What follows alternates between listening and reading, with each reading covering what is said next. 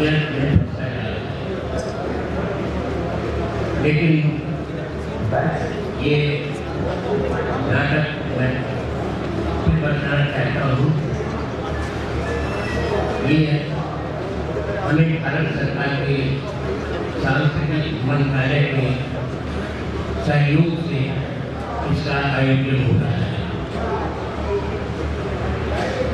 नाटक आरंभ करने के पूर्व मैं विनम्र आग्रह करूँगा कि आप सब राष्ट्रगान के लिए अपने स्थान पर खड़े हो जाएं। जय हे भारत भाग्य विधाता, पंजाब सिंध गुजरात मराठा द्राविड उत्कल बंगा, विंध्य हिमाचल यमुना गंगा उच्चल जलधि तरंगा, तव शुभ नामे जागे, तव शुभ आशीष मांगे। यमुना गंगा उच्चल जलधि तरंगा, तव शुभ नामे जागे, तव शुभ आशीष मांगे। गाहे तव जय गाथा, जय जय मंगलदायक, जय हे भारत भाग्य विधाता। जय हे, जय हे, जय हे, जय जय जय जय हे। भारत माता की वंदे। धन्यवाद। तू हमारा खुदाई बाप, हमारा मालिक, हमारी हिफाजत करने वाला, हमारा मुआफिज है। सब देवता तेरे नौकर हैं। हम सब फरियादी तेरे सामने सिर झुकाए खड़े हैं।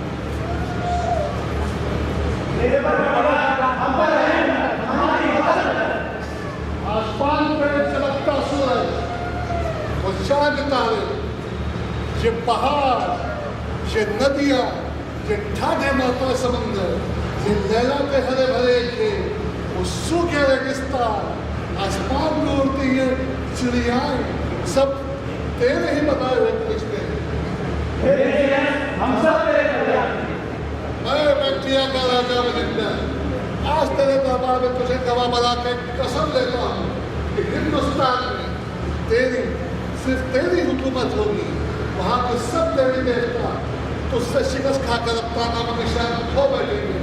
सिकंदर आजम का हिंदुस्तान फतेह करने का सपना भी बाकी है, और ये कसम मैं पूरी करूँगा। हे जीएस, अपनी दुआ का हाथ पहुँचते हैं।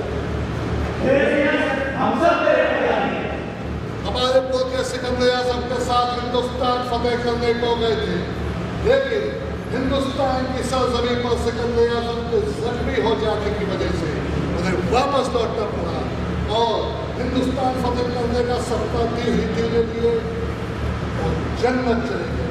लेकिन हमारे पोते यही ठहर गए बैक्टीरिया में, सिकंदर आजम की मौत का बदला ले लें और सिपह सलार की शिकस्त का बदला ले लें। हे जीएस, तूने जिम्मेदारी मेरे कमजोर कंधे में दी है और तेरे कदमों की कसम ये जिम्मेदारी मैं पूरी करूंगा। हे जीएस, अपनी दुआ का हाथ रखते हैं। हिंदुस्तान फतेह काम को सर अंजाम देने के लिए ये टाइटस हिंदुस्तान जा रहा है। ये अपनी अक्ल और अपनी हिम्मत से हिंदुस्तान में जीएस आपकी हुकूमत की नींव रखेगा। हे जीएस, टाइटस तेरी कदम बोसी करता है।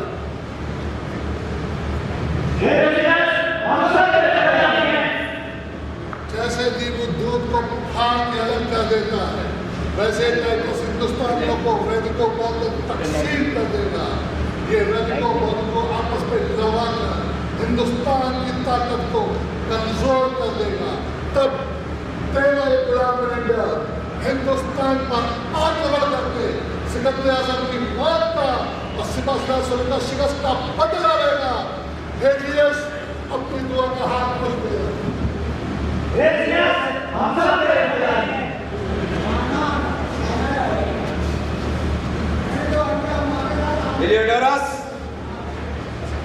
लॉरस, जी सेनापति। मेरा जीवर ये रहा सेनापति। पहनाओ मुझे। कमबख्तों ने 1000 यूनानियों को पाटलिपुत्र की सरहद के बाहर रोक दिया है, कैदी बना दिया, उसमें अंटोनिया भी है। ये सब उसी की करतूत है, पुष्यमित्र शुभ की। जब तक वो मगध का सेनापति रहेगा, भारत में कभी भी इसकी सल्तनत नहीं बनने देगा। उसे ही सबसे पहले देखना होगा। वही है हमारा दुश्मन, पहला दुश्मन। ओ भारती, ये भारतीय लोग सोने की चमक के आगे इनकी आंखें चौंधिया जाती हैं, फिर इनको कुछ नहीं दिखाई पड़ता। हर चुंगी पर 2-4 सोने की मोहरें फेंकते जाओ, सभी रुकावटें अपने आप दूर होती जाएंगी। लेकिन यहाँ पाटलिपुत्र में पुष्यमित्र से तो निपटना ही है एक दिन। माला का ये रे सेनापति। लाओ।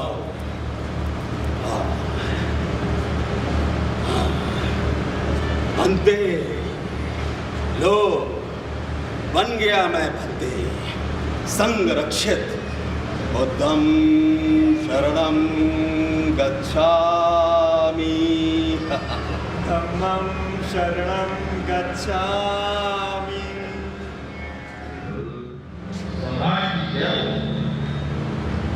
तो हो सेनापति, क्या समाचार लाए हो?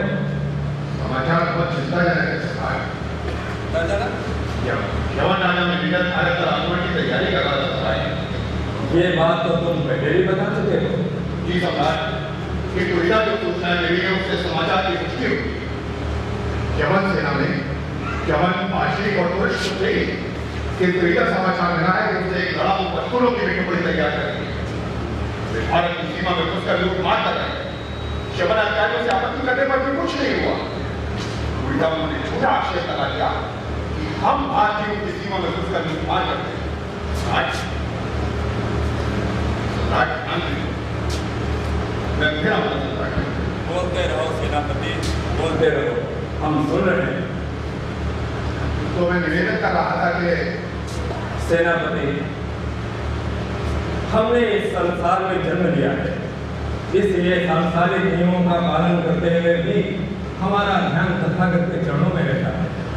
मैं अवगत ये सत्य है कि हम सम्राट हैं, किंतु हमारा हृदय युद्ध के फेरे घोष से आनंदित नहीं होता। हमें तो धर्म घोष आनंदित करता है। जी हम चक्रवर्ती सम्राट हैं, क्योंकि हम धर्म चक्र प्रवर्तन करते हैं। हाँ, तो कहो, तुम क्या कह रहे हैं? यही कि यवन राजा में विगत भारत पर आक्रमण की तैयारी कर रहा है सम्राट। ऐसा कुछ नहीं होगा। ईश्वर ने इस देश की रक्षा का दायित्व आपको सौंपा है। यवन राजा हम पर कभी आक्रमण नहीं करेंगे, ये हम जानते हैं। किंतु सम्राट अगर हम यूं ही हाथ पर हाथ रखकर बैठे रहे तो इतिहास उसे कभी क्षमा नहीं करेगा। भविष्य में क्या होगा ये हम पहले ही जान जाते हैं। मेरे अंतस में एक आवाज सुनाई पड़ती है और हमें सब पता चल जाता है। सम्राट महान, किंतु सम्राट यदि हम किसी हाथ पर हाथ रखकर बैठे रहे तो इतिहास में कभी क्षमा नहीं करेगा। ईश्वर ने देश की रक्षा का दायित्व आपको सौंपा है। जब हमारे ऊपर आक्रमण कर दे, हमारे घरों में आग लगा दे, हमारी स्त्रियों के साथ बलात्कार करे, हमारे नवयुवकों को फांसी पर लटका दे, पराजय से वो आत्महत्या कर लेना ही श्रेष्ठ है सम्राट। मैंने कहा ना, यवन हम पर कभी आक्रमण नहीं करेंगे। जी और तुमने कहा कि यमन दल को बंदी बना लिया है, उनका अपराध क्या है? उन्होंने किसी का अपराध किया है या कोई अपराध? सम्राट वे अवैध रूप से भारत की सीमा में घुसकर आए हैं। उन्होंने कोई लूटमार नहीं की, किसी का वध नहीं किया। ऐसे अहिंसक दंगोबंदी ग्रह की यात्रा नहीं, मुझसे ऐसी क्रूरता नहीं हो सकती। तो सम्राट वे अवैध रूप से भारत की सीमा में घुसकर आए हैं, कुछ बैठ ही है।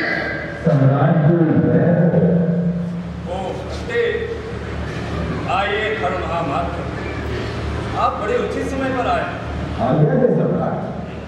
सेनापति कह रहे हैं कि एक यवन दल सीमा पार करके यहाँ पाटलिपुत्र तक आ पहुंचा। वो भी अवैध रीति से सम्राट। उस दल में मेरी बहन भी है सम्राट। आपकी बहन बंदी है? हाँ, मेरी बहन अंटोनिया।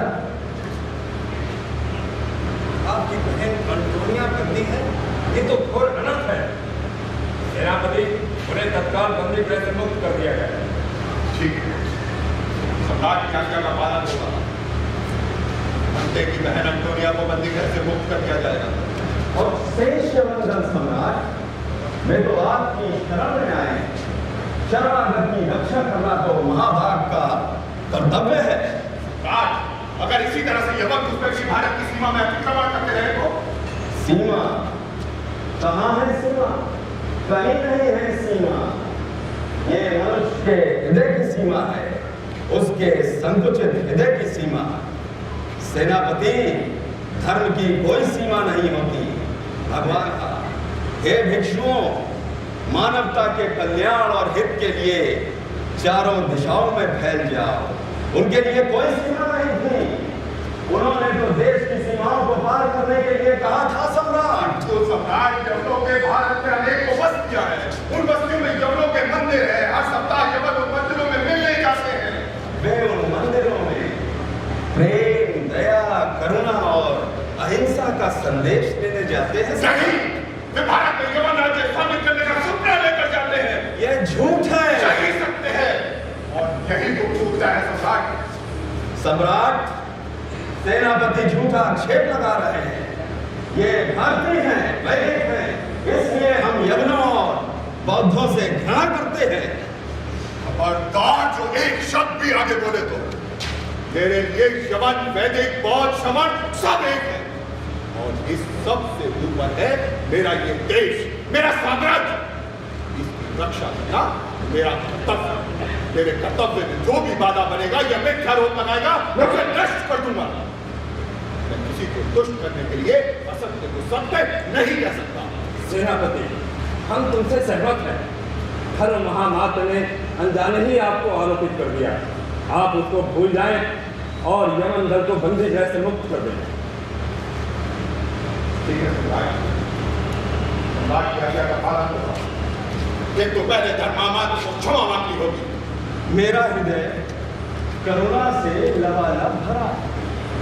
अहिंसा मेरा जीवन है। कोई नहीं है भारतीय न यवन, कोई नहीं है बौद्धे या वैदिक। सब पर तथागत की समान कृपा है। शब्द नहीं सेनापति, मेरा हृदय देखो। क्षमा मांगिए। मेरा हृदय करुणा से लबालब भरा है। क्षमा मांगिए बनते। मैं क्षमा प्रार्थी हूँ सेनापति। सम्राट की आज्ञा का पालन होगा।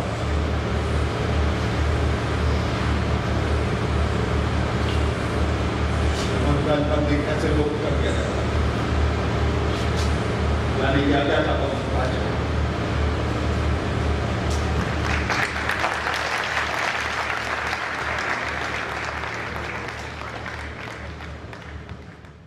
अंटोनिया, Titus! ओ अंटोनिया, Oh, Titus! खुशामदीद। ये क्या कपड़े पहने हैं तुमने? मैं बौद्ध भिक्षु वन से संरक्षित हूँ। ये क्या होता है? मेरी जिम्मेदारी है कि मैं राज्य में देखूं सब लोग धर्म का पालन करें। मैं किसी के भी घर में, मकान में, मदरसे में, दफ्तर में बिना किसी रोक टोक के घुस सकता हूं। फिर भी बड़े अजीब से लग रहे हो देखने में। और इस चोगे के भीतर क्या पहना है? चलो उतारो तो। ये कपड़े उतरवाओगी? तुम्हें शर्म नहीं है? बीवी हूँ तुम्हारी, कपड़े तो उतरवा ही सकती हूँ। चलो उतारो। मेरा जीवर मत उतारो। अरे उतारो, उतारो, उतारो। अरे उतारो भी। मेरा जीवर मत उतारो, मुझे शर्म आए। शर्म आएगी। ये है मेरा टाइटस, मेरा यूनानी सिपाही टाइटस। अच्छा ये बताओ, भारत आकर तो तुम बड़े धनवान हो गए हो। लाखों का सोना तुमने गांधार मेरे पास भेजा। जानते हो, उससे वहाँ मैंने राजा के महल जैसा एक महल बनवा लिया है। ये तो बताओ, क्या कहीं गड़ा हुआ खजाना मिल गया है? गला खजाना नहीं, ये सब इस जीवर का कमाल है। अच्छा तो हम लौटेंगे कब? अभी तो नहीं, तो कब गांधार के अपने महल में हम लोग राजा रानी की तरह रहेंगे? अभी तो हमें पाटलिपुत्र के राजमहल में राजा और रानी की तरह रहना। ये क्या कह रहे हो तुम? मेरी बात ध्यान से सुनो। पाटलिपुत्र के तख्त पर जो राजा बैठा है वह उल्लू का पट्टा है, निहायत सनकी और बेवकूफ। वह ढोंगी भी है। वह दुनिया को दिखाना चाहता है कि सम्राट अशोक के बाद सिर्फ वही है उनके जैसा अजीम और महान। ऐसा आदमी राजा है, लोगों ने अब तक उसे उखाड़ क्यों नहीं फेंका? ये भारत है, यहाँ के लोग बड़े आलसी होते हैं।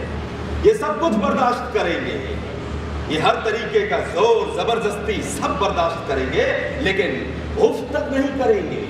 ठीक उसी तरह इस गधे राजा को भी बर्दाश्त करते हैं, और सिर्फ बर्दाश्त ही नहीं, उसकी इबादत भी करते हैं। तो तुम क्या करोगे?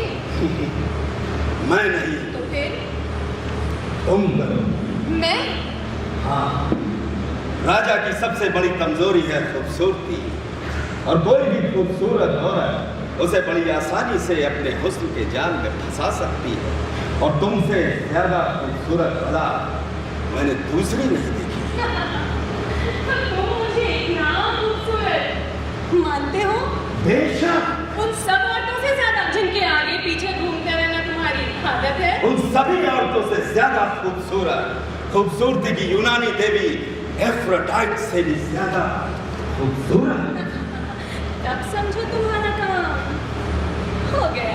हम यूनानियों में इतनी ताकत नहीं कि सेल्यूकस की हार का बदला मैदान जंग में ले सके, लेकिन हम में अक्ल है, हम में चालाकी है।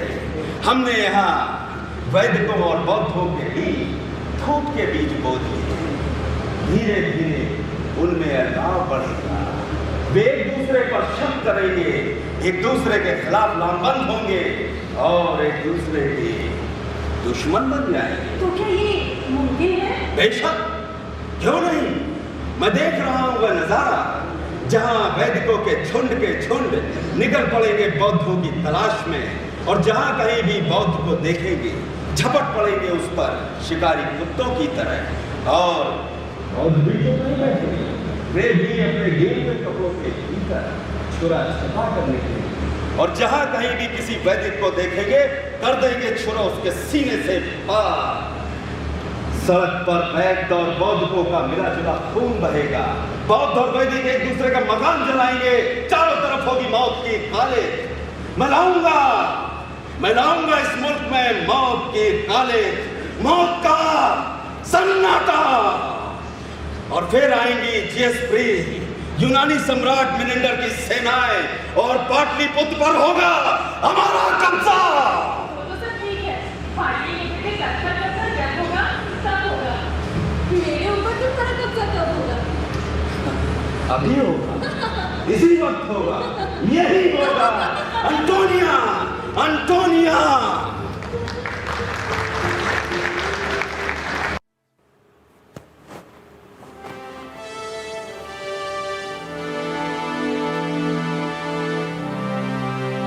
सम्राट की जय हो।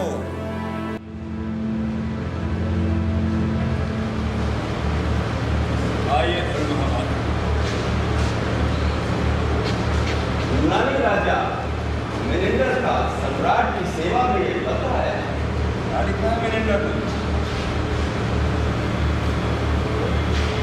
भारत के चक्रवर्ती सम्राट जिनकी कीर्ति की सुगंधित हवाएं हमारे साम्राज्य में बह रही हैं, ऐसे धर्मरूप और लोकहितेश्वर जीएसप्री मिनेंडर का अभिवादन।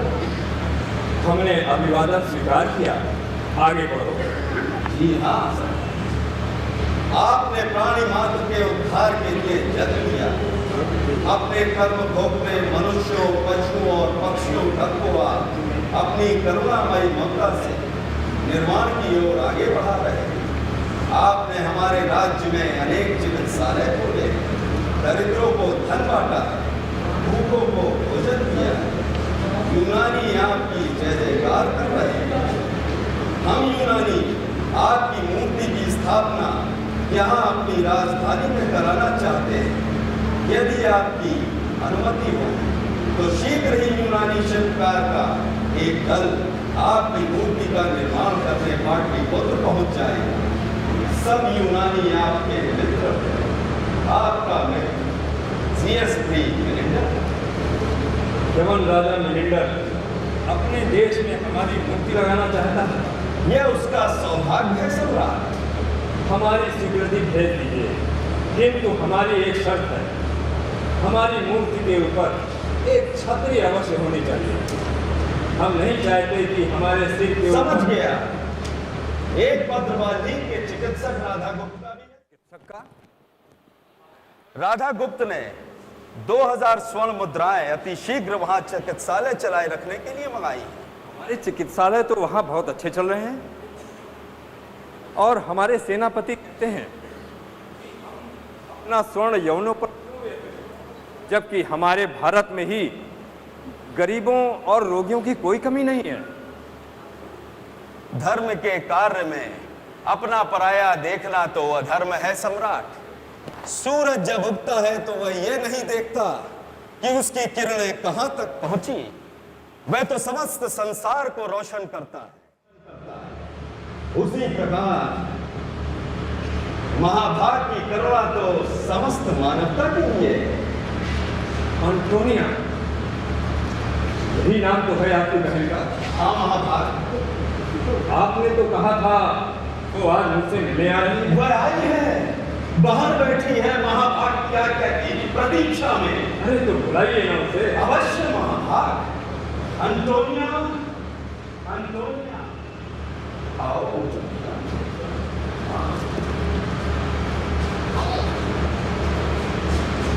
महाराज की जय हो। एंटोनिया, पाटलिपुत्र में तुम्हारा स्वागत है। मेरी वर्षों की साधना आज पूरी हो गई। आज मैं धन्य हो गई सम्राट के दर्शन पाकर। ये मेरे अनेक जन्मों का घर ही फल है। उठो एंटोनिया। महाराज मत छूइए मुझको। मैं मामूली सांसारिक स्त्री और आप संसार के उपहारक। मैं तो आपकी छाया भी नहीं छू सकती। ऐसा मत कहो एंटोनिया। भगवान तथागत की कृपा इस दुखमय संसार में सबके लिए। यहाँ कोई छोटा बड़ा नहीं है। मैं जानती हूँ सम्राट, मैंने त्रिपिटक का अध्ययन किया है। तुम बाली पढ़ लेती हो? जी, और संस्कृत भी पढ़ी है। भारत की नदियों के नाम जानती हो? जी, सिंधु, गंगा, यमुना, कृष्णा, कावेरी, सुंदर। गोदावरी। और पर्वतों के? हिमालय, विंध्याचल, मध्याचल, महेंद्रगिरी। आश्चर्य। एंटोनिया, तुम जैसी विदुषी स्त्री मैंने अब तक नहीं देखी। हर महामात्र आप भाग्यवान हैं जो तथागत की कृपा से इतनी मेधावी बहन प्राप्त हुई है। मेधावी और रूपवती भी। सब तथागत की कृपा है महाभारत। हमारे अग्रनाथ का कुछ दिन पहले निधन हो गया है। हमने अभी तक उनके स्थान पर किसी को नियुक्त नहीं किया। क्यों महाभारत? कोई ऐसा योग्य यूनानी नहीं जिसे उनके स्थान पर नियुक्त किया जा सके, किंतु अब मिल गया है। कौन है वो महाभारत? फिर तो उसे तुरंत नियुक्त कर दीजिए।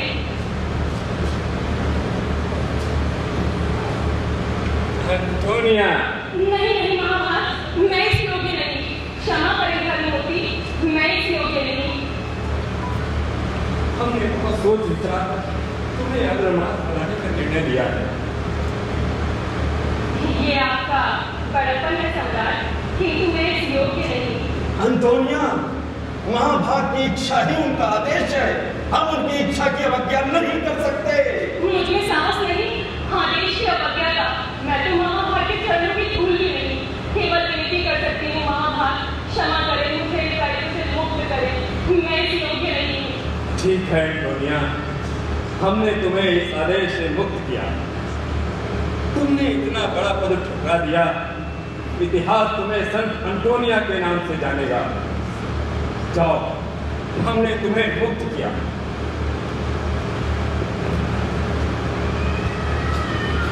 जाने से पहले एक प्रार्थना है महाभारत से। भारत की यात्रा पर निकलने के पूर्व एक साथ गांधार में अपनी विपासना में मैंने एक फिर क्या? फिर एक महान दिव्य विभूति के दर्शन हुए। किस विभूति के? हाँ, जब मैंने साक्षात आपको देखा तब क्या हुआ? आप ही गए दिव्य विभूति के, आप ही ने मुझे दर्शन दिए थे मेरी साधना में, मेरी विपासना में। महाराज तो अंतर्यामी हैं, ये सब कहीं सब जगह एक साथ विद्यमान रहते हैं। इनकी महती कृपा है तुम पर अंटोनिया। बस एक कृपा की और प्रार्थना है महाभारत से। क्या चाहिए? मैं कैसे कहूँ, छोटे मुंह इतनी बड़ी बात। क्या बात है? ये सब कुछ कहो। बोलती क्यों नहीं अंटोनिया? महाभाग ने आदेश दिया है। महाभाग, मैं आपकी उपस्थिति में आपके साथ ध्यान करना चाहती हूँ, जिससे आपके ध्यान से निकलने वाली दिव्य तरंगें मेरे ध्यान को आशीर्वाद दे। यदि कोई त्रुटि हुई हो तो क्षमा करें महाभाग। सुंदर, अति सुंदर।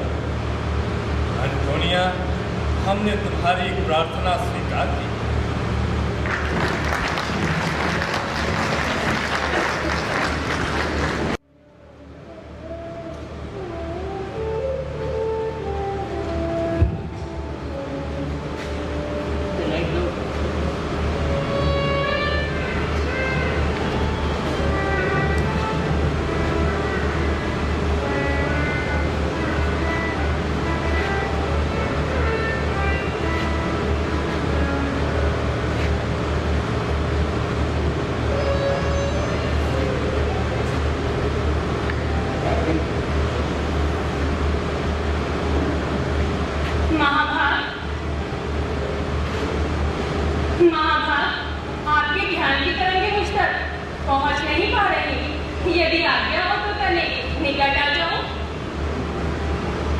आज्ञा है।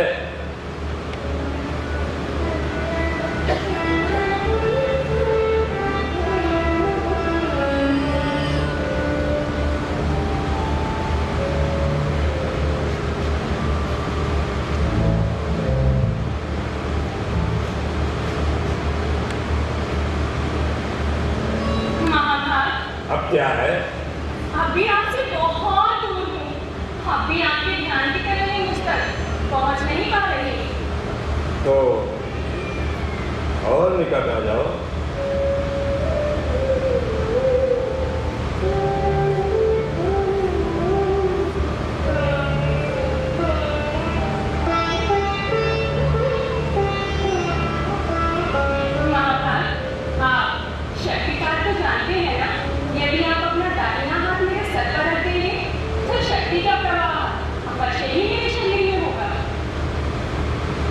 ठीक है।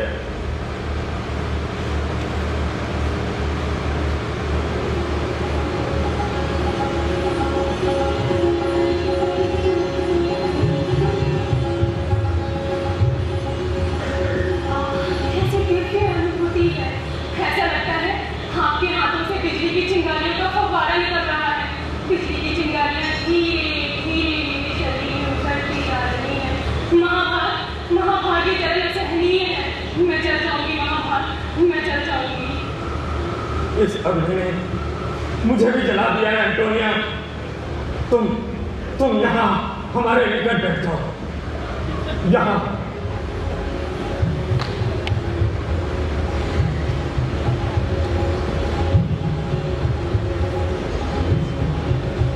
हाँ,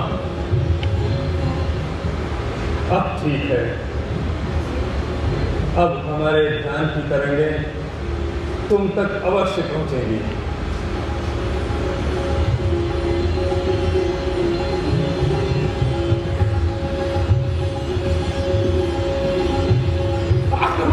आक्रमण! क्या हुआ? आक्रमण कर दिया। मार ने पाटलिपुत्र के इस सिंहासन पर आक्रमण कर दिया। कैसे महाभाग? मार ने तथागत ने मार विजय की थी। मार ने हम पर भी आक्रमण कर दिया है। मुझे भी मार विजय कर दी है। हाँ, मुझे भी महाभाग। किंतु ये तो असंभव सा प्रतीत होता है। शब्द असंभव तो किसी शब्द कोश में है ही नहीं। तुम कहना क्या चाहती हो अंटोनिया? यही कि माँ तो सरल साथ रखकर उस पर विजय प्राप्त करते हैं। सदैव साथ रखकर, मतलब ओ समझा, मां को सभा में उचित स्थान देना, किंतु यदि भावी मार ने आक्रमण कर दिया तो मां को आक्रमणकारी से अपनी रक्षा करना आता है, तो सदैव अपने साथ ध्यान रखती है। एंटोनिया, तुम विद्या में भी नहीं, कूटनीति में भी निष्णात हो। मैं आज ही सभा में तुम्हें अग्रमात नियुक्त करता हूँ। ये आपकी अनुकंपा है महाभारत।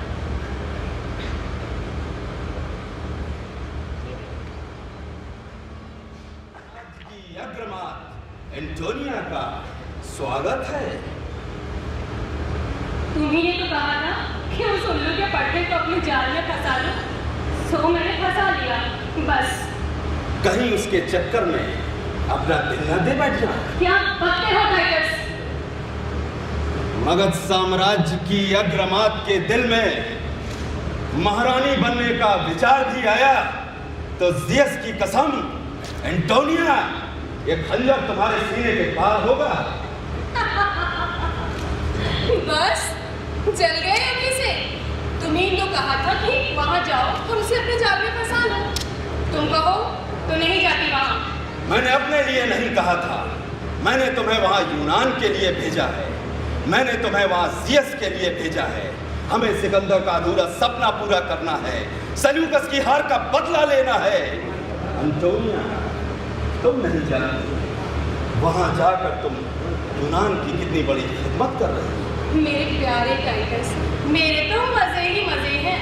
उसके साथ प्यार के झूलों में झूलो और लो, हो गई यूनान की खिदमत। भला कौन यूनानी औरत नहीं चाहेगी ऐसी वतन परस्ती? ठहरो, मैं तुम्हें बटुक से मिलाता हूं।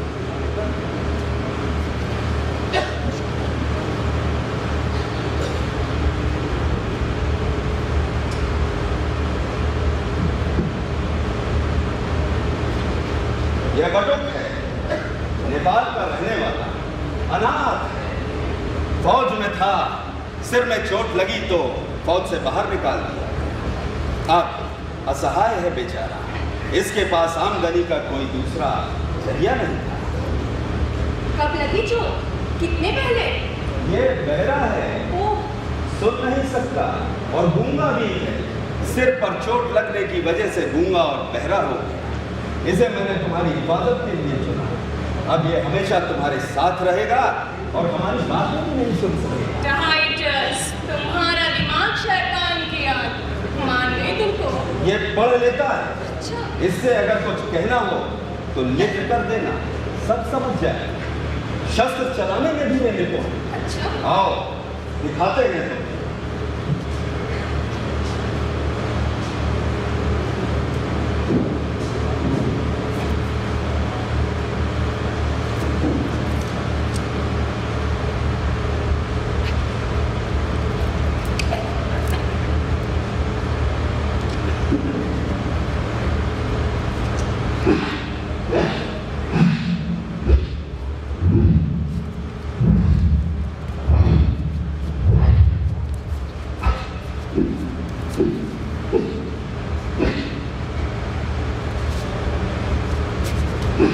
वाह, अरे वाह, बटुक तो बड़ा ही होशियार है।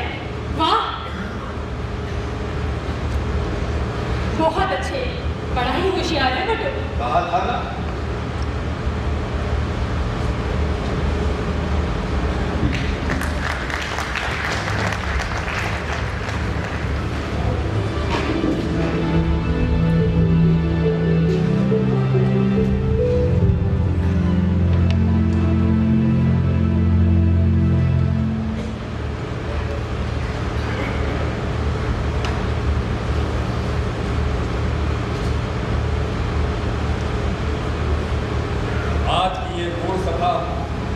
हमने सेनापति पुष्य मित्र से विशेष आग्रह कर बुलाई है। उनके कुछ परामर्श हैं, कुछ सुझाव हैं। हम चाहते हैं कि आप लोग उन पर विचार विमर्श करें। सेनापति, अपने विचार सभा में समूह रखें। एक बहुत ही निर्णायक समय में हमारा एक निर्णय उचित अथवा अनुचित इस साम्राज्य का भविष्य निर्धारित करेगा। सेनापति, बिना भूमिका के अपनी बात करिए। सम्राट, इसके सामने अरे ये तो गूंगा बहरा है, आप अपनी बात करिए। जॉन राजा मिलिंदर भारत पर आक्रमण की तैयारी कर चुका है। यह संभव है। अंतः संरक्षित, मुझे अपनी बात पहले पूरी कर लेने दीजिए। हमारी सेना युद्ध के लिए एकदम तैयार नहीं है। क्यों तैयार नहीं है? मैंने खुद राजकोष का लेखा देखा है। उन्हें वेतन तो नियमित रूप से मिल रहा है। फिर उनके पास शस्त्र नहीं है, जो शस्त्र थे वो पुराने पड़ चुके हैं। सम्राट अशोक की कलिंग विजय के समय जो तलवारें थी वे आज तक चली आ रही हैं। उनके कवच और शस्त्र साल तक नहीं बदले गए हैं, न ठीक कराए गए हैं। इस पर किसी को कुछ कहना है? आप तो मातवीर से ये सेनापति लगभग 2 लाख स्वर्ण मुद्रा है। 2 लाख? क्या राजकोष में इतनी स्वर्ण मुद्राएं हैं माते श्रीमत? लगभग 2 मास पूर्व भी लगभग 1 लाख स्वर्ण मुद्राएं विदेशों में धन प्रचार के लिए भेजी जा चुकी है। तो फिर क्या किया जा सकता है? सेनापति, सेना की पुनर्सज्जा स्थगित की जाए। वैसे भी सेना को पुनर्सज्जित करने की क्या आवश्यकता सेनापति? यदि इतनी बड़ी धनराशि एक साथ नहीं दी जा सकती तो कुछ चरणों में तो दी जा सकती है। मतलब 20,000 स्वर्ण मुद्राएं तुरंत चाहिए। शेष राशि कालांतर में दी जा सकती है। मेरा फिर भी प्रश्न है कि सेना को पुनर्सज्जित क्यों किया जाए? क्योंकि सेना है इसलिए। सेना क्यों है? क्योंकि यवन राजा मिलिंदर के पास भी सेना है। जो मिलिंदर करेगा क्या वो सब हम करेंगे? हमें वो सब करना चाहिए जो एक राजा करता है, जो करना राजा का कर्तव्य है। हर राजा तो युद्ध करता है, किंतु सम्राट अशोक ने कलिंग विजय के बाद कोई युद्ध नहीं किया। उनके पश्चात किसी भी मौर्य राजा ने युद्ध नहीं किया। महाभारत तक ने युद्ध नहीं किया। फिर क्यों है आवश्यकता हमें सेना की? नहीं है आवश्यकता सेना की। हमें आक्रमण के लिए नहीं, अपनी सुरक्षा के लिए आवश्यकता है सेना की। सुरक्षा? कैसी सुरक्षा सेनापति? सैनिक होकर तो अहिंसा की शक्ति को नहीं जानते, इसलिए शस्त्र और सेना की बात करते हैं। मैं ठहरा बेचारा सैनिक, मैं क्या जानूं अहिंसा की शक्ति? आप तो जानते हैं ना बनते। राजा के सैनिक जब अंगुली माल को नहीं पकड़ सके, उनके सारे शस्त्र व्यर्थ हो गए, तब तथागत स्वयं गए थे निहत्थे, अहिंसा से सुसज्जे और अंगुली माल उनके चरणों में था। ये सब पुरानी बातें हैं। आज किस में है तथागत जैसी शक्ति? मुझे तो कोई दिखाई नहीं पड़ता। सावधान सेनापति, ऐसी बात दोबारा न कहना। आज भी हैं ऐसे लोग हमारे बीच जिनकी अहिंसा की शक्ति के आगे एक नहीं अनेक अंगुली माल चरणों में गिर पड़े। कौन? हमारे सम्राट, धर्म स्वरूप, महाभाग, मगधपति। उत्तर पश्चिम से लगातार मेरे गो पुरुष और गुप्तचर समाचार भेजे। जवन राजा मिलिंदर हमारे ऊपर कभी भी आक्रमण कर सकता है। सेनापति, तुमने जो गूढ़ सूचनाएं प्राप्त की है उनके अनुसार तो तुम यही कहोगे। हमारी अग्रमात एंटोनिया ने भी समानांतर सूचनाएं प्राप्त करने की व्यवस्था की है। उनके अनुसार केवल राजा मिलिंदर पारसी प्रदेश में आक्रमण की योजना बना रहा है, भारत में नहीं। सेनापति, तुम निश्चिंत रहो।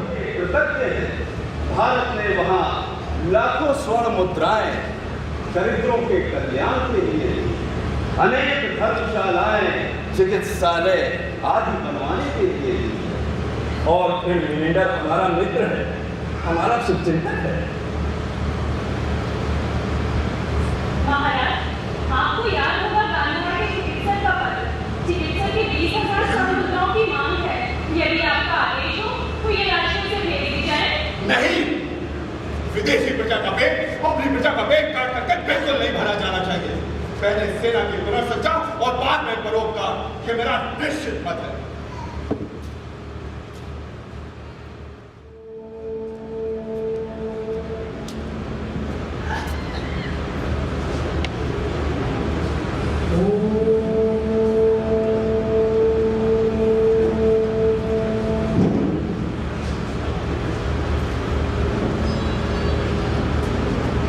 देश में सेनापति का मन। सेनापति का स्वर क्लांत है, उसमें उत्साह और ऊर्जा की ध्वनि नहीं है। सत्य, तन और मन दोनों से शब्द मेरे प्रिय शिष्य के नहीं है। जानता हूँ देव, नहीं है ये शब्द योग के पर आचार्य महर्षि माताजी जी के शिष्य। नहीं है ये शब्द भगत सेनापति के। जानता हूँ नहीं है ये शब्द एक सेनापति, किंतु मैं क्या पराजित हो गया हूं। मैं लड़ते तब तक लड़ता रहूं। किससे लड़ रहे हो? आप जानते हो मेरा युद्ध उस सम्राट से है जिसका मैं नमक खाता हूं। मेरा युद्ध उस सम्राट की उम्मीद जो थे तो देश की संपदा विदेशों में नष्ट करा। मेरा युद्ध उस सम्राट से है जो देशवासियों का पेट काटकर विदेशों का घर बन। मेरा युद्ध उस सम्राट से है गुरुदेव। ये तुम्हारा युद्ध है? हाँ, शिखेगा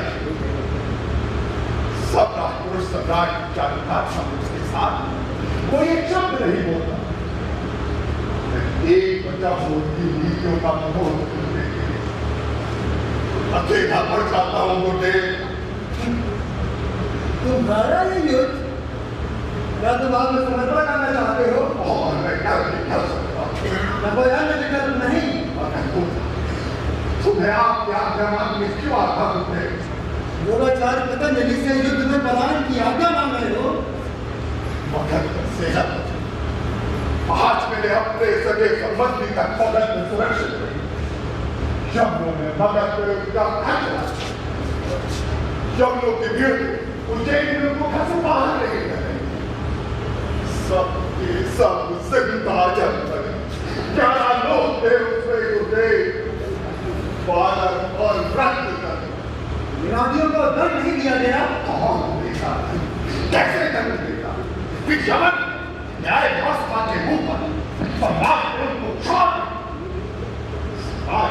दंड से नीचे करता है। सेनापति कहते हुए मैं कुछ न कर सकता। घुटन होती है मुझे गुरुदेव।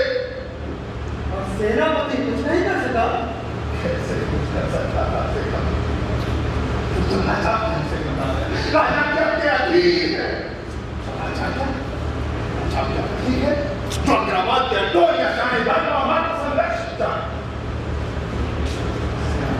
मैं कुछ नहीं कर सकूं। बुरा होती है मुझे गुरुदेव। बड़ा तब तक कोई सहन कर सकता है इसकी व्यवस्था। ये तुम्हारा युद्ध है। आप आज्ञा मांग आए। मेरी आज्ञा की क्या आवश्यकता है? ये तुम्हारा युद्ध है। जब चाहे युद्ध भूमि से पलायन कर जाओ, जैसे मेरी आज्ञा की कोई आवश्यकता नहीं। आपकी आज्ञा की अगर तुम ये युद्ध इस देश के लिए लड़ रहे होते, इस देश की पावन मिट्टी के लिए लड़ रहे होते, इस देश की अमृतदायिनी नदियों के लिए लड़ रहे होते, अपनी जन्मी जन्मभूमि के लिए लड़ रहे होते, राष्ट्र की गणना स्वाभिमान के लिए लड़ रहे होते,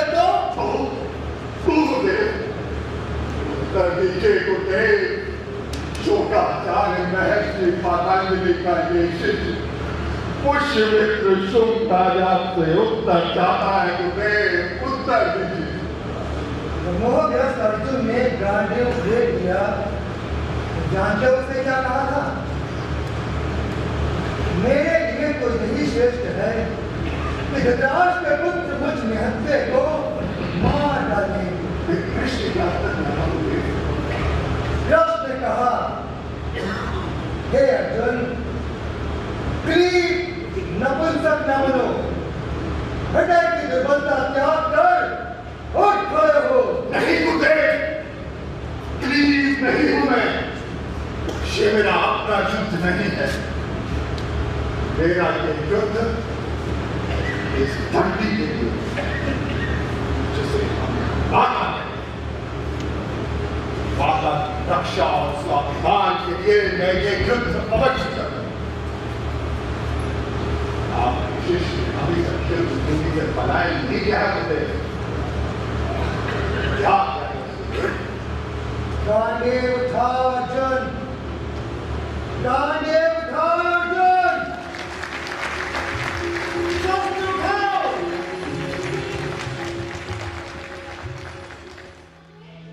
धनवंतरी रानी महामाती के घर के पास दिए मंदिर में कुछ लोगों ने आग लगा दी। वो क्या था? धन महामाती ने खुद दौड़कर आग बुझानी चाहिए तो आग लगाकर रमकदन उनके सर पर प्रहार किया। वो वहीं बेहोश होकर गिर पड़े। बहुत रक्त बह गया। लेकिन हमने तो राजवैद्य को प्रातः भिजवा दिया था, अब कैसे हैं वो? पहले से बेहतर है, चल भी तो रहे हैं, लेकिन सर पर पट्टी बंधी है। ये न समझिएगा कि वो मेरे भाई हैं, इसीलिए दुखी हूँ। मेरे हृदय में करुणा तो किसी भी दुखी पीड़ित के लिए है। हम तुम्हारे हृदय को जानते हैं दुनिया, उसकी धड़कन हमने अनेक बार अनुभव की है। जी अवश्य सेनापति ऋषि से सुनी ही करतूत है। उसे न तो यमन पसंद है और न बौद्ध। तो तुमने कहा कि मध्य रात को कुछ दुष्टों ने देश मंदिर में आग लगाई? जी हाँ। कल संध्या के समय अर्थात दुर्घटना से कुछ समय पूर्व सेनापति ने गुड़ पुरुषों का एक गुप्त प्रतिवेदन मुझे भेजा, जिसमें लिखा था कि कुछ यवन श्रेष्ठियों ने अपने मंदिर में आग लगाने का षड्यंत्र रचा है। क्यों लगाएंगे यमन अपने ही मंदिरों में आग? जिससे कि वो सामान्य नागरिकों की सहानुभूति प्राप्त कर सकें और सेनापति और मगध की सेना को बदनाम कर सकें। सम्राट, मैं समझ गई, एक क्षण में समझ गई। ये सारा दुष्कार्य सेनापति पुष्यमित्र शुंग का ही है। संध्या काल उसने एक प्रतिवेदन आपको भिजवाया, जिससे लगे क्रूर पुरुषों से उसे सूचना पहले ही प्राप्त हो गई है। और फिर मध्यरात्रि में अपने ही आदमियों से दियस मंदिर में आग लगा दी। सेनापति की ही करतूत है सम्राट के। ये सब पुष्यमित्र शुंग का ही दुष्कार्य है। हमने हर महामात और सेनापति को बुलवाया है, कदाचित वो आकर बाहर बैठे, उनको तुरंत बुलाया। जी, बटो, जाओ, जाकर धर्म महामाता और सेनापति को बुला लाओ। ओह, अंटोनिया, मैं तो भूल गई। ये सुनता कहाँ है? मैं स्वयं ही चाहती हूँ।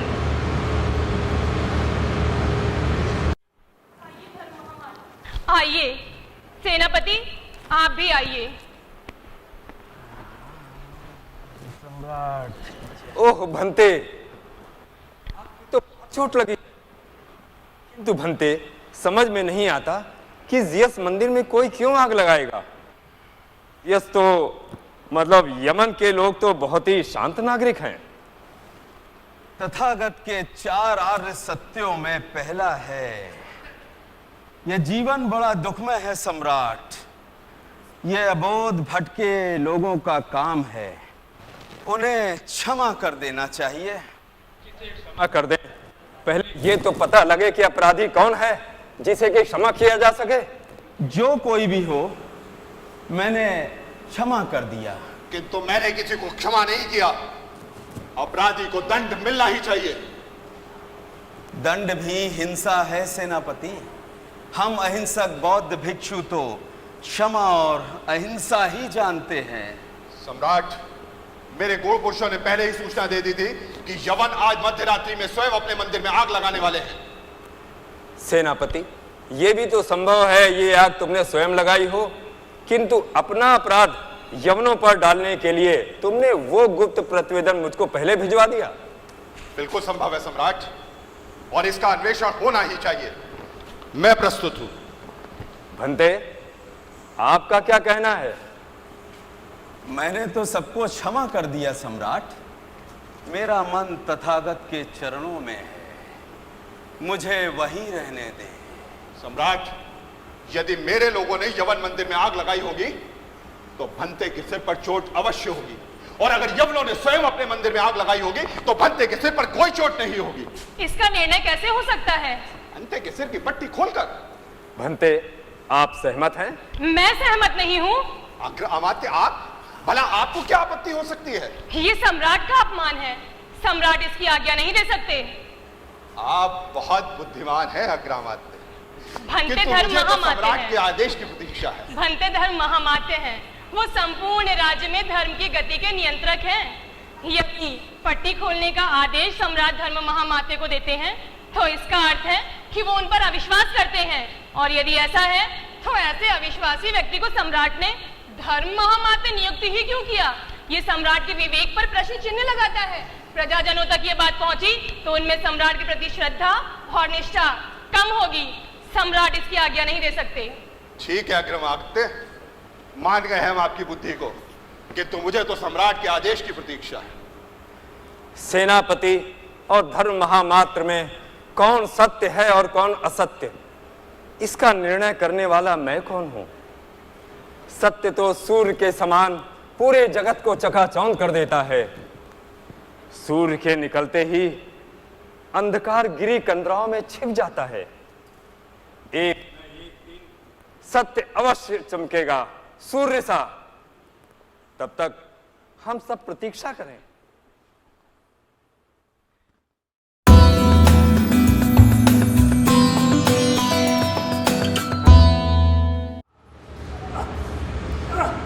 इसे पढ़ो और बताओ, क्या तुम पुष्यमित्र से मिले हो? झूठ, एकदम झूठ। मैं तेरी जान ले लूंगा। सच उगलवाना मैं जानता हूं। तेरे शरीर के टुकड़े टुकड़े करके कुत्तों को खिला दूंगा, तब तो तू सच बोलेगा। हरामी का पिल्ले। कुछ क्या बोला इसने? कुत्ता भौंकता ही नहीं, अभी तक चुप है। सीएस मंदिर में आग लगाने की बात अगर किसी सेनापति को नहीं बताई तो कौन बता सकता है? किसी और में नहीं, इसी हरामजादे ने बताई होगी। जब हमने सीएस मंदिर में आग लगाने की योजना बनाई तो केवल ये वहां पर था, दूसरा कोई नहीं। लेकिन ये तो सुन नहीं सकता है। अरे जरूर सुन सकता है। अगर ये ना सुन पाता तो हमारी बातें बाहर कैसे जाती? गूंगा बहरा होने का ढोंग करता है ये। अभी निकालता हूँ इसका सारा ढोंग। रुको टाइटस, तुम बाहर जाओ, मैं इससे अपने तरीके से पूछती हूँ। ठीक है, तुम भी कोशिश करके देख लो।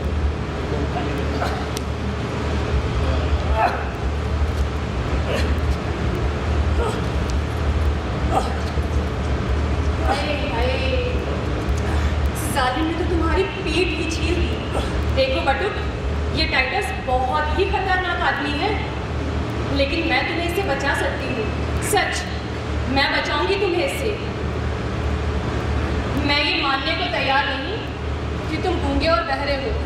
अगर तुम गूंगे बहरे होते तो जो योजना मैंने और टाइटस ने मिलकर बनाई वो किसी तीसरे आदमी तक कैसे पहुंचती? देखो, मैं आखिरी बार पूछती हूँ, अगर तुम हमें सच बता दोगे तो हम तुम्हें माफ कर देंगे। हम यवन भी माफ करना जानते हैं, लेकिन उसके लिए बस एक बार हमें सच बता दो, मैं तुम्हें बचाऊंगी। सुन रहे हो ना बटुक? बस एक बार सच बता दो, हम तुम्हें माफ कर देंगे। बोलो, सच बताओ, वरना मरने के लिए तैयार हो जाओ तुम अब। टाइटस, टाइटस, मैं हार गई। ये कुछ नहीं बोलता, अब ये तुम्हारे हवाले है। इसने हमसे दगा की है। इस धोखेबाज की तो मैं सीएस के नाम पर बलि चढ़ाऊंगा।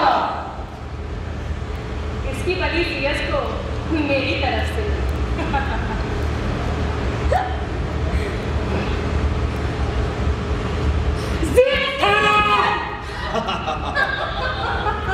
तो गूंगा भी बोल उठा मौत के आगे। डर गया बेचारा, अब सच बोलेगा। आखिर जान तो सबको प्यारी होती है। मैं अपनी जान बचाना नहीं चाहता। तो फिर मरने से पहले मैं तुम लोगों को सिर्फ इतना बताना चाहता हूं कि तुम लोग अपने मकसद में कभी कामयाब नहीं होगे। सिकंदर की हार का बदला नहीं ले पाओगे, सलूकस का भी बदला नहीं ले पाओगे। क्यों? क्योंकि मेरे जैसे लाखों लाख लोग अपनी मातृभूमि पर अपने प्राणों को न्यौछावर करने का प्रण ले चुके हैं। तो इस मुल्क की मिट्टी को अपनी भूमिका कहते हो? इस मुल्क की मिट्टी पर अपनी जान न्यौछावर करना चाहते हो तो लो बतख, मैं तुम्हारी इच्छा अभी पूरी किया देता हूँ। मेरा नाम बटुक नहीं, मैं बुद्ध प्रिय हूँ। क्या तुम बौद्ध हो? हाँ, मैं बौद्ध हूँ। हम भी बौद्ध हैं। बौद्ध तो हमारे मित्र हैं, हमारा उनसे कोई झगड़ा नहीं। हमारा झगड़ा तो वैदिकों से है। हम बौद्धों के मित्र हैं, तुम बौद्ध होकर भी हमारा विरोध करते हो। हाँ, मैं बौद्ध हूँ, इसीलिए तुम लोगों के विरुद्ध हूँ। जानते हो क्यों? क्योंकि तुम लोग अपने कलुष से तथागत के पवित्र और उज्जवल नाम को धूमिल कर रहे हो। उनका नाम लेकर षड्यंत्र, प्रवंचनाएं और हत्याएं कर रहे हो। अपने कलुषित कार्यों से तथागत के उज्जवल नाम को काला कर रहे हो। बहुत जहर भरा है इसमें। चुप!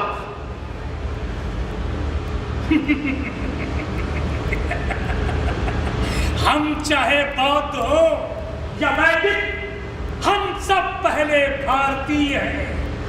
ये धरती हमारी माता है और हमारी मातृभूमि की तरफ जो भी आग कुदृष्टि से देखेगी वो नोच ली जाएगी।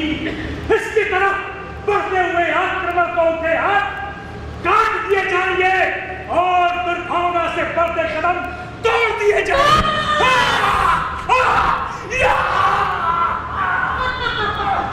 सिकंदर जिंदाबाद! सेल्यूकस जिंदाबाद! सेल्यूकस जिंदाबाद!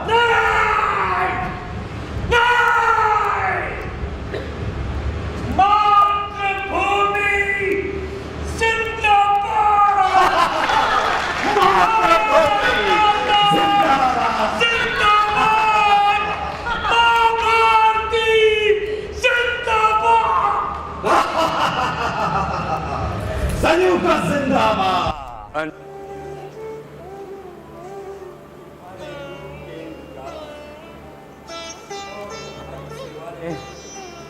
मुझे तुम्हारा कृतदास आप नहीं, मैं हूँ आपकी कृतदासी। मैंने तो ऐसा नहीं कहा। यदि ऐसा नहीं होता तो आप मेरा कहा मानने से इनकार क्यों करते? अरे तुम मैंने कभी इनकार किया? बोलो ना मेरी सेठ संगिनी। सेठ संगिनी नहीं, अब मैं मगध की अग्र अमात्य होने के नाते कहना चाहती हूँ कि सेनापति के कारण बाल्हीक और गांधार के चिकित्सक को भेजी जाने वाली 20,000 स्वर्ण मुद्राएं अभी तक नहीं भेजी गई हैं। मैंने अभी तक आदेश ही कहाँ दिया? तो दीजिए ना आदेश। अग्र अमात्य को यह ज्ञात होना चाहिए कि सेनापति की अपने सम्राट में श्रद्धा है। ठीक लो। हमने आदेश दे दिया। संपूर्ण विश्व में मगध की पताका फहरा रही है। जानते हैं क्यों? तुम बताओ। क्योंकि दूर दूर देशों तक मगध साम्राज्य का कोई शत्रु नहीं है। दूर दूर मगध साम्राज्य द्वारा स्थापित बौद्ध विहार दीन दुखियों की सेवा कर रहे हैं। संपूर्ण राष्ट्र के सम्राट आपको भगवान बुद्ध का अवतार मानते हैं। जो राजा आपकी कृतज्ञता के भार से दबे हैं, भला वो आप पर कभी आक्रमण कर सकते हैं? कभी नहीं। तो फिर सेना के लिए धन का अपव्यय क्यों किया जाए? यदि ये धन लोक कल्याण में खर्च हो तो इसका सारा पुण्य सम्राट को मिलेगा। किंतु सम्राट अशोक ने स्वयं घोषणा की थी कलिंग विजय के बाद कभी कोई युद्ध न करने की। क्यों उन्होंने भेरी घोषणा करके धम्म घोष किया? इसी पुण्य कार्य के लिए। फिर आप इस पुण्य कार्य और धर्म कार्य से पीछे क्यों हटते हैं? केवल एक सेनापति के कारण? उसके पास सेना है, वो सेना नायक है। किंतु सेना आपके साथ है, वो सम्राट की भक्त है। सिर्फ एक बार साहस करके कह दीजिए राज्यसभा में कि जब हमारा कोई शत्रु ही नहीं तो हमें सेना की कोई आवश्यकता नहीं। कम से कम 1/4 सेना तो कम कर दीजिए सम्राट। लेकिन हाँ, आप चिंता ना करें। सेना भंग करने की घोषणा आप करें, सेना के सभी सभापतियों को मैं संभाल लूंगी। ठीक है, यदि तुम ऐसा कर सको तो मैं घोषणा कर दूंगा। अब तो खुश हो?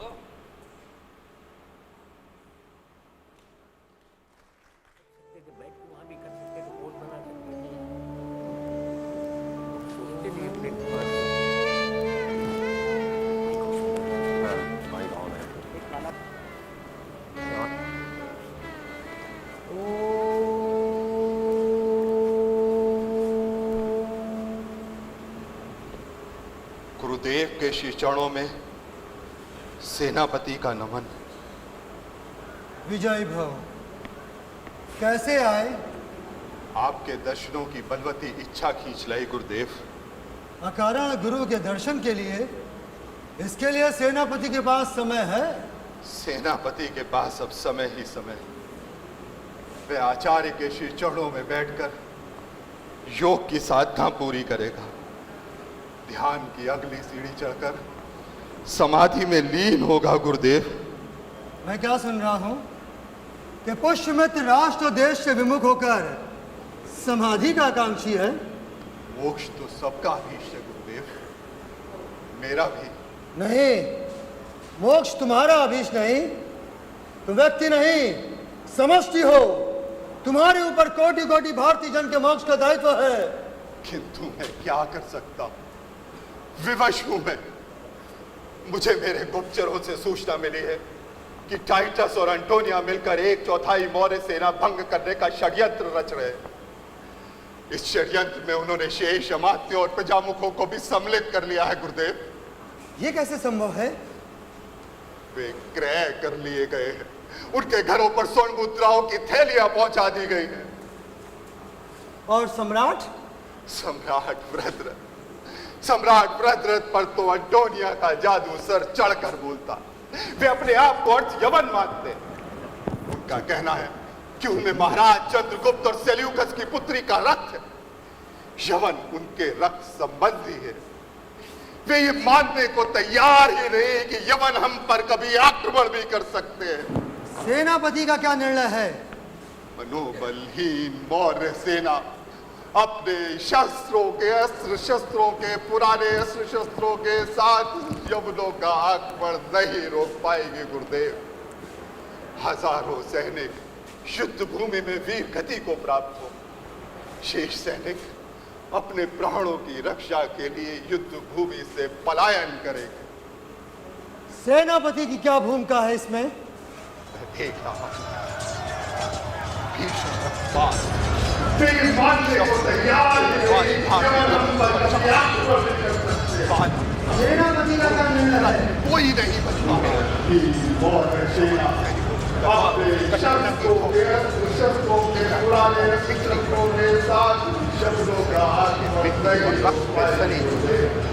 बढ़ते जा रहे हैं भारत माता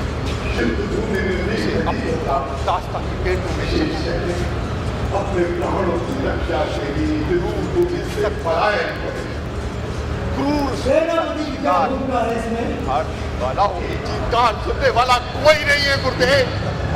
सेनापति क्या कर रहा है उस समय? कहाँ है सेनापति?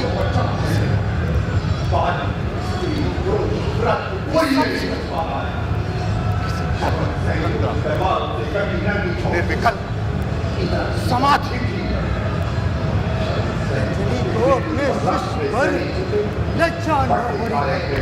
क्या राजा की आज्ञा पालन करना उसका धर्म नहीं है गुरुदेव? ऐसा धर्म? वही धर्म जिसमें पितामह भीष्म गुरु द्रोणाचार्य और कृपाचार्य बने थे। राजधर्म नहीं, व्यक्ति धर्म है। राजधर्म है राज्य की सुरक्षा। इसमें राज्य की प्रजा के सुख और सुरक्षा हो, वही राजधर्म है। राजा की आज्ञा पालन करने की सौगंध से बताओ मैं क्या करूं? इसका उत्तर तुम्हें स्वयं खोजना होगा। व्यक्ति धर्म से बड़ा है राजधर्म, राजधर्म से बड़ा है राष्ट्रधर्म। ऐसा धर्म वही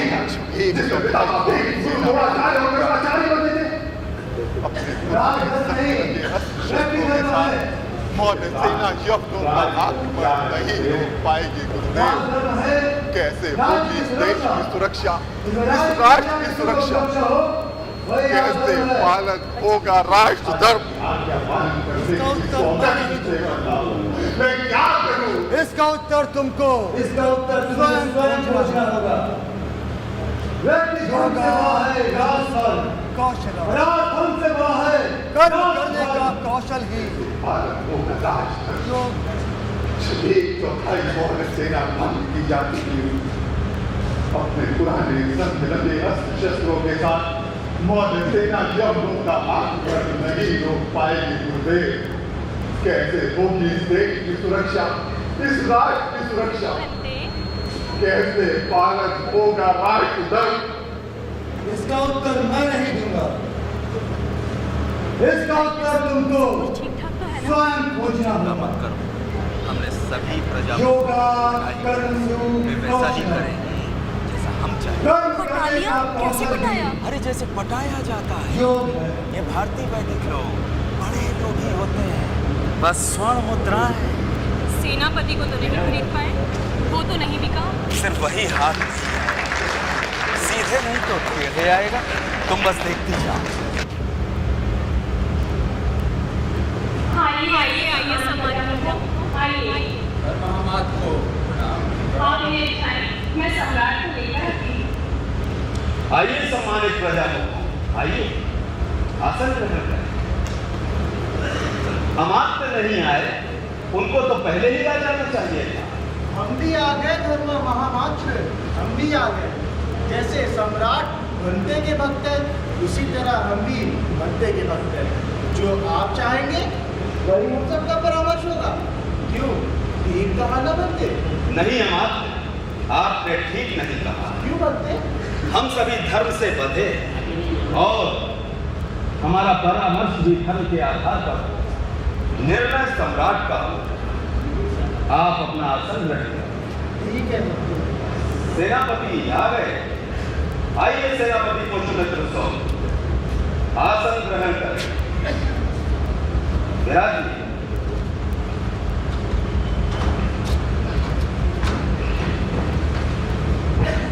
सावधान सावधान! मौर्याधिपति महासम्राट धर्मसूर महाराज प्रेतरथ पधार रहे हैं। आइए सम्राट, आइए।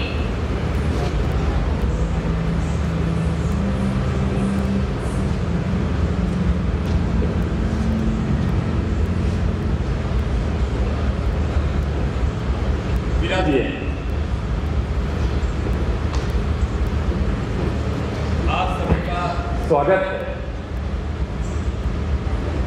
आज प्रजामुखों की सभा हमने एक विशेष परामर्श के लिए बुलाई है। अग्रमात्य, हमारे सम्राट की कीर्ति तो संपूर्ण विश्व में व्याप्त है। वे प्राणी मात्र के उद्धार के लिए ही इस मगध के सिंहासन पर आरूढ़ है। अन्यथा उनका हृदय तो वैरागी है। अभी कुछ ही समय पश्चात वे 4 माह के वर्षावास के लिए राजगृह विहार प्रवेश करेंगे और इन 4 महीनों में वे किसी से नहीं मिलेंगे, केवल साधना और ध्यान करेंगे। हमारी अनुपस्थिति में अग्रमात्य सौभाग्य अंटोनिया राज्य कार्य देखेगी। उनका आग्रह है कि कुछ महत्वपूर्ण विषयों पर निर्णय करने के पश्चात ही हम राजगृह विहार जाएं। उन्हीं विषयों पर आप सबका परामर्श चाहिए। अग्रमात्य विषय का प्रवर्तन करें। परम सम्राट के चरणों में श्री वंदन एवं सम्मानित प्रजामुखों, जैसा कि आप सब जानते हैं कि मगध का कोई शत्रु नहीं है। दूर दूर तक हमारे सम्राट की प्रेम और करुणा का संदेश पहुंच चुका है। सत्य है। सेना होती है शत्रुओं से सुरक्षा के लिए, और जब हमारी कोई शत्रु ही नहीं है तो फिर किससे सुरक्षा के लिए मगध को सेना चाहिए? आप ठीक कहती है अग्रमात। जी हाँ, और इसीलिए धर्म महामात्र भंते संरक्षित का एक प्रस्ताव है कि सेना को भंग कर दिया जाए और उस पर होने वाला व्यय लोक कल्याण में लगाया जाए। किसी को इस पर कुछ कहना है?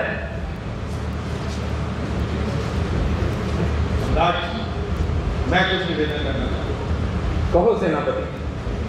राजनीति में शत्रु और मित्र तो बनते बिगड़ते हैं।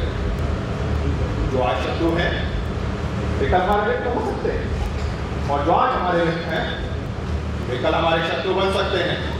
किंतु हम आज के आधार पर कल की सुरक्षा दांव पर नहीं लगा सकते सम्राट। हमें इसी सोच को तो बदलना है सेनापति। जिस क्षण हम ये सोचते हैं कि हमारा मित्र हमारा शत्रु बन सकता है, उसी क्षण उस मित्र के प्रति हमारे हृदय में एक संशय की रेखा खिंच जाती है, और वही संशय हमारे मित्र को हमारा शत्रु बनाता है। नहीं सेनापति, हमको इसी सोच को बदलना है। किंतु जब यवन राजा मिलेगा हम पर आक्रमण करेगा तो हम क्या करेंगे? वह हम पर आखिरकार आक्रमण क्यों करेंगे? वे हमारे मित्र हैं, महाराज के भक्त हैं।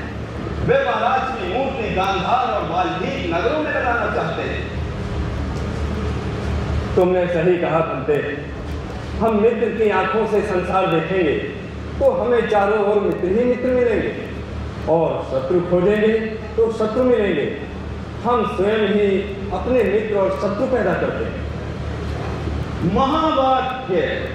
महावाक्य सम्राट महावाक्य, हम स्वयं ही अपने शत्रु को जन्म देते हैं। तो क्या सियास मंदिर में आग लगाने वाले शत्रु आपने स्वयं पैदा किए थे?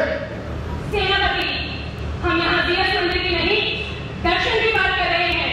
मानवता और विश्व के कल्याण की बात कर रहे हैं। मानवता एक एक मनुष्य की समष्टि का ही नाम है। सियास मंदिर जैसी छोटी छोटी आग पूरे विश्व को जला सकती है। सेनापति, आपके हृदय में बहुत हिंसा है। सैनिक होना, अहिंसा की शक्ति जानने के लिए हिंसा की परिध से बाहर आना पड़ेगा। सम्राट अशोक की सेनाओं ने हिंसा से कलिंग विजय तो कर दी थी, किंतु अंत तक उनकी अहिंसा ही कलिंगबाजियों का हृदय जीत सकी थी। किंतु सम्राट अशोक ने भी कलिंग विजय के बाद अपनी सेना भंग नहीं की थी। हमारे हृदय में अहिंसा होगी सेनापति, तो शत्रु के हृदय में भी अहिंसा ही होगी। यवन राजा मिलेगा हम पर आक्रमण करेगा तो हम क्या करेंगे उस समय? मैं पहले ही बोल चुका हूँ, आखिर वह हम पर आक्रमण क्यों करेंगे? वे महाराज के भक्त हैं और उनकी मूर्ति वाल्मीकि और गांधार जैसे नगरों में लगाना चाहते हैं। सम्राट, अगर सेना भंग कर दी गई तो हाहाकार मच जाएगा। लाखों घरों में चूल्हा नहीं जलेगा, उनके घरों का पोषण कैसे होगा?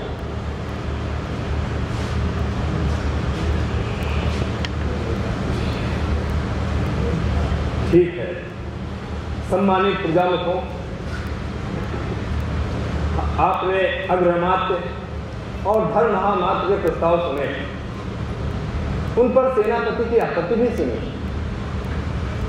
आप हमारी प्रजा के प्रतिनिधि हैं, हमारी प्रजा की भावना के सर हैं। हमें आपके परामर्श की प्रतीक्षा है। मगधपति सम्राट के चरणों में वंदना। हमने बड़े ही ध्यान से अग्रमात और धर्महामात के प्रस्तावों को सुना, उस पर सेनापति के प्रतिवाद और आपत्ति पर भी गणन किया। हमारे के भी विचार सुने। हम प्रजा प्रतिनिधि और सभासदों का एक मत से परामर्श है कि मगध जैसे शत्रुहीन विस्तृत साम्राज्य के लिए सेना की कोई आवश्यकता नहीं, अतः सेना बंद की जा सकती है, किंतु व्यवस्था की दृष्टि से केवल 1/4 सेना ही बंद की जानी चाहिए, बाकी सब कालांतर।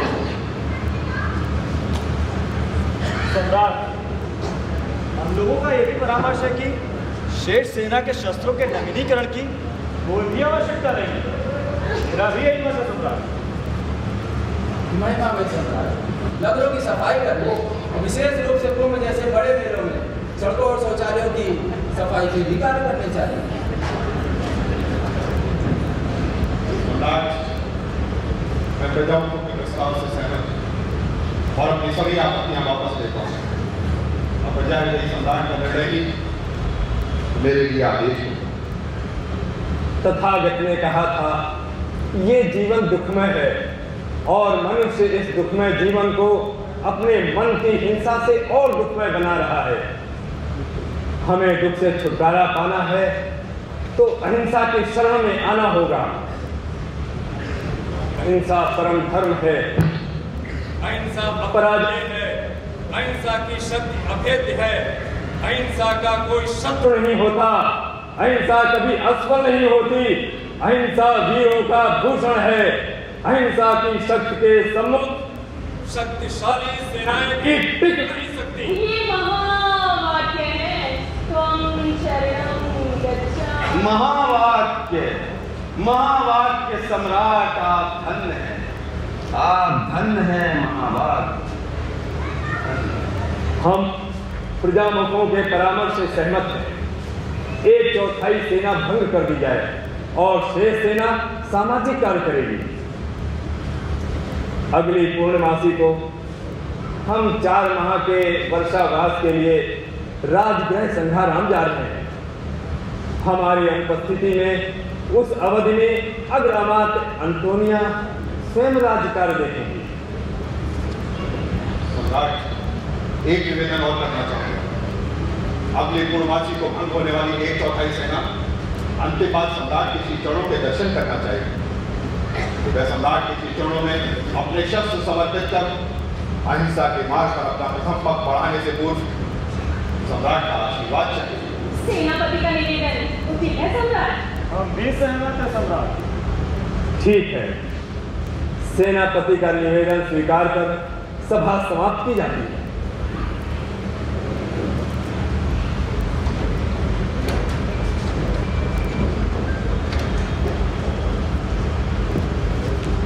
आज सोच कर आया था कि सेना को किसी भी कीमत पर भंग नहीं करेगी, किंतु क्या सेनापति? सम्राट के दर्शन पाकर वह मात्र मुक्त हो गया, अपनी सुबुद्धि खो बैठा। मुझे ऐसे लगा जैसे सामने सम्राट नहीं, दिव्य पुरुष बैठे, उनके आभा अंदर से निकलती हुई किरणों ने मुझे रोमांचित कर दिया और मैं लतमस्तक हो गया। अंततः सद्बुद्धि तो आई सेनापति, भगवान शरण में आए हुए की रक्षा करते। आप दोनों के श्रद्धा और समर्पण के लिए आप दोनों अनुकरणीय हैं और आप सब, मैं आप दोनों को नमन करता हूं।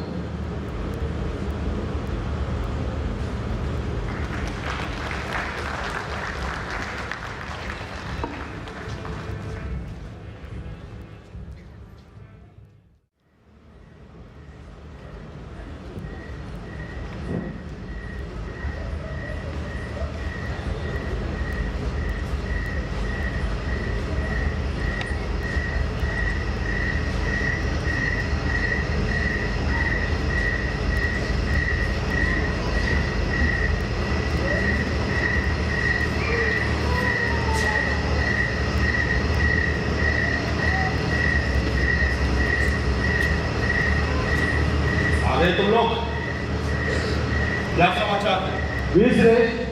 जब से सेना को भंग किए जाने की सूचना मिली, सारे सैनिक हताशा और क्रोध में डूबे। हम तलवार चलाने वाले हैं, झाड़ू लगाने वाले नहीं। शौचालय साफ करने के पहले हम आत्महत्या कर लेंगे।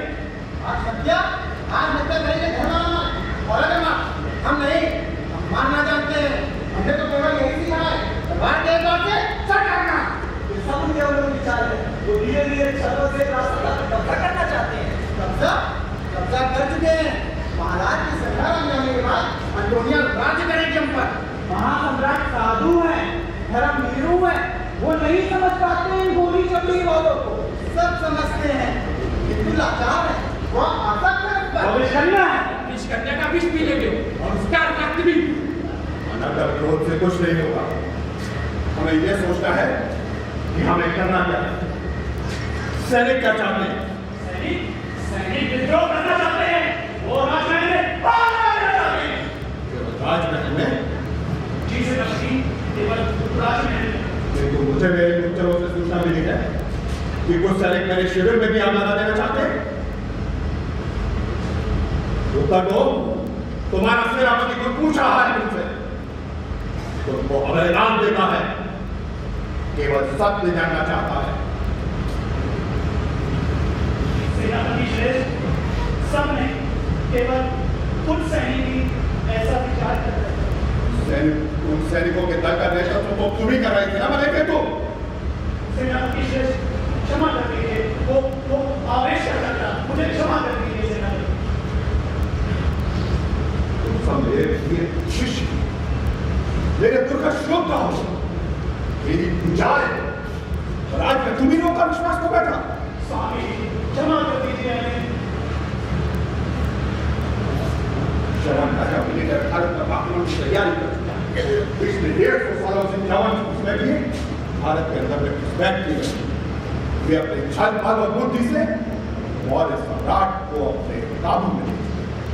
जैसे ही हमारी सेना भंग होगी, क्या विद्रोह करेगी, जवान सेना हमारे ऊपर आक्रमण करेगी। हम जानते हैं सेनापति।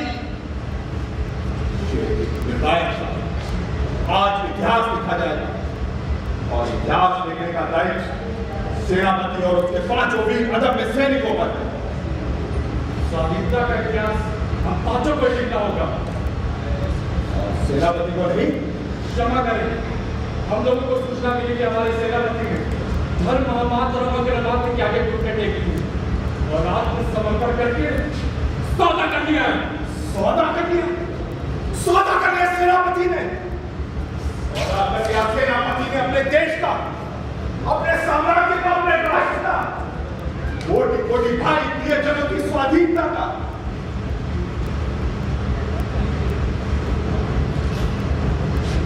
तो अपने जीवन का संदेश देना। देश दो है, ये देश दो है, और देश दो का तंज होता है मृत्यु। लोग अंत कर दो अपने देश को सेनापति का। मैं तुम्हें आदेश देता हूं,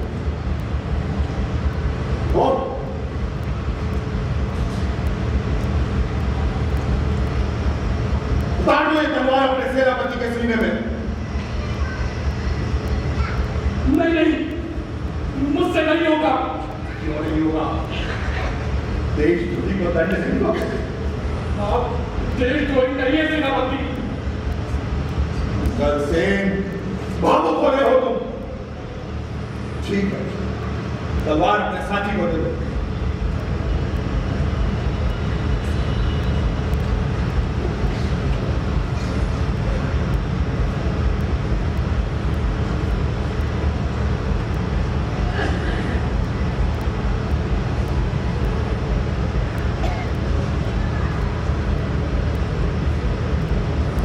ये तलवार अपने सेनापति के सीने में, और अंत कर दो देशद्रोही सेनापति का।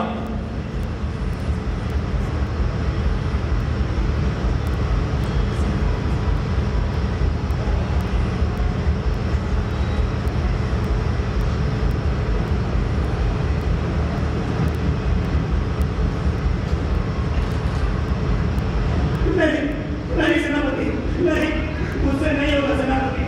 मुझे क्षमा कर दीजिए सेनापति, हमारा कोई दोष नहीं सेनापति, हमें क्षमा कर दीजिए। मुझसे नहीं होगा, नहीं होगा मुझसे। क्यों नहीं होगा? देशद्रोही को दंड नहीं दोगे? आप देशद्रोही नहीं हैं सेनापति, मैंने आपकी आंखों में देखा, मेरी अंतर्वाणी ने कहा, आप देशद्रोही नहीं हैं। तो मेरे वीर सैनिकों, उठो। अंततः वीरता ही सब कुछ नहीं होती, नीति भी आवश्यक है।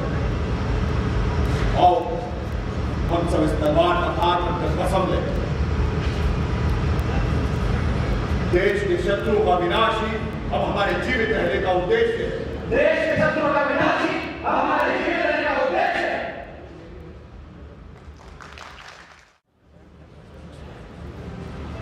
आज का दिन बहुत ही शुभ है। आज के दिन सेना भांगी कर दी जाएगी, और आज ही के दिन राज सत्ता दुनिया के हाथ में हो। लेकिन सिर्फ 4 माह के लिए। ऐसा भी तो हो सकता है कि सम्राट वहां से कभी वापस ही ना आ पाए। वहां जाना कुछ भी हो सकता है। कुछ भी हो सकता है, समझ गई, कुछ भी हो सकता है वहाँ। बस अब हमें इस विषय में कुछ बात नहीं करनी। किसी ने हमें इस तरह देख लिया तो शंका हो जाएगी। चलिए हम राज दरबार में सबका इंतजार। चलो राज दरबार में चलते ही सबका इंतजार करते हैं।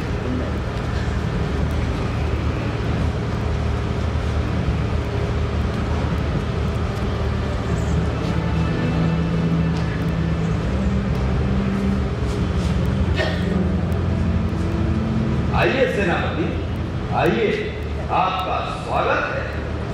विराजिए।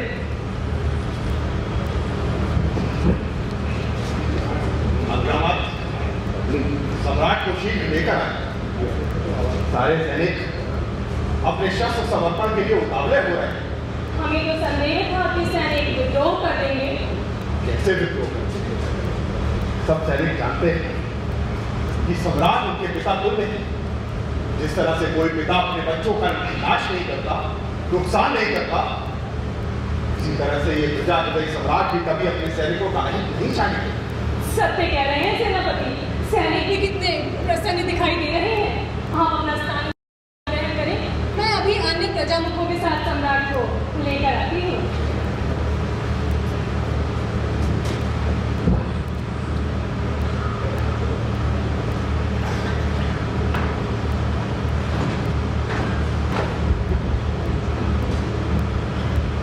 सावधान सावधान, मौर्याधिपति महासम्राट धर्मसूर्य महाराज प्रियव्रत पधार रहे हैं। सम्राट की जय हो, सम्राट की जय हो, सम्राट की जय हो।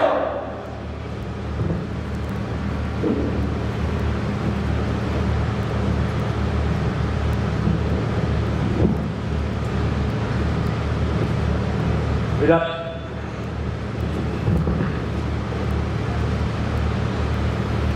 महाभारत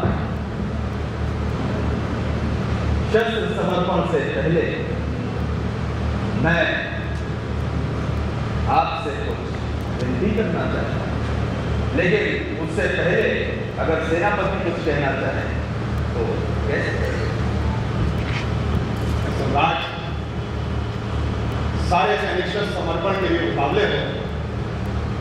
यदि आपकी आज्ञा हो तो शस्त्र समर्पण की कार्रवाई प्रारंभ की जाए। शस्त्र समर्पण से पूर्व हमारे राज्य के श्रेष्ठ नर्तक और नर्तकी आपकी सेवा में अपना जो कला है उसे प्रदर्शित करने की अनुमति चाहते हैं सम्राट। आज्ञा है। जी, राज्य के श्रेष्ठ नर्तक और नर्तकी अपनी कला का प्रदर्शन करें।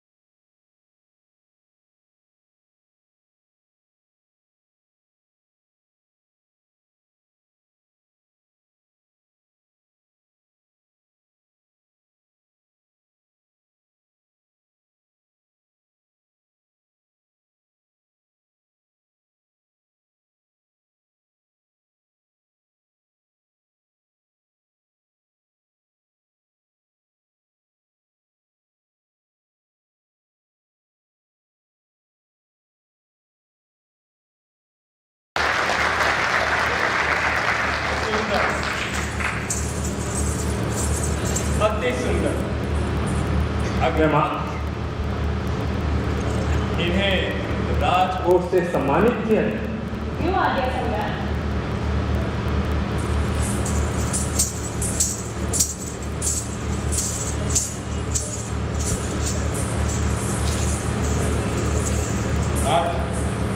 सैनिक शस्त्र समर्पण के लिए उतावले हो रहे हैं।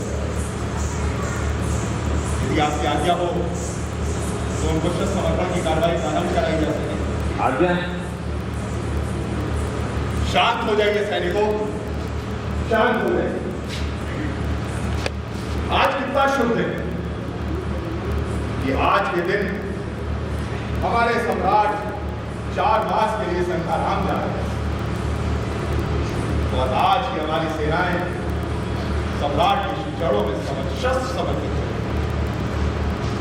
मैं तो था बेचारा सैनिक, मैं अहिंसा की शक्ति नहीं जानता, किंतु जब से टाइटस ने मुझे अहिंसा की शक्ति का ज्ञान कराया, मैं नतमस्तक हूं। आज से हजारों वर्ष पूर्व जब रावण ने सीता का हरण किया तो भगवान राम ने उसका बदला रावण का वध किया। कितने अज्ञानी थे, अहिंसा की शक्ति को नहीं जानते थे। भगवान कृष्ण ने महाभारत काल में जब अर्जुन ने शस्त्र उठाने के लिए मना कर दिया तो कृष्ण से अर्जुन को शस्त्र उठाने के लिए कहा, वो भी अहिंसा की शक्ति का ज्ञान। किंतु धर्म महामात्र टाइटस ने हमको बताया कि जब यवन हम पर आक्रमण करेंगे, हमारे घरों में आग लगाएंगे, हमारी स्त्रियों के साथ बलात्कार करेंगे, हमारे नवयुवकों को फांसी पर लटकाने के लिए चले आएंगे, तो हमारे धर्म महामात्र और अग्रवाद अंडोनिया स्वयं अहिंसा का पाठ देकर सीमाओं और यवन स्वयं बना। हमें हिंसा की कोई आवश्यकता नहीं। हमने ये निर्णय लिया कि हम सम्राट के श्री चरणों में अपने शस्त्र समर्पित करें। सैनिकों, आज आप अपने सभी शस्त्र सम्राट के श्री चरणों में समर्पित करें। मैं भी अपने शस्त्र सम्राट के चरणों में समर्पित करने जा रहा हूं।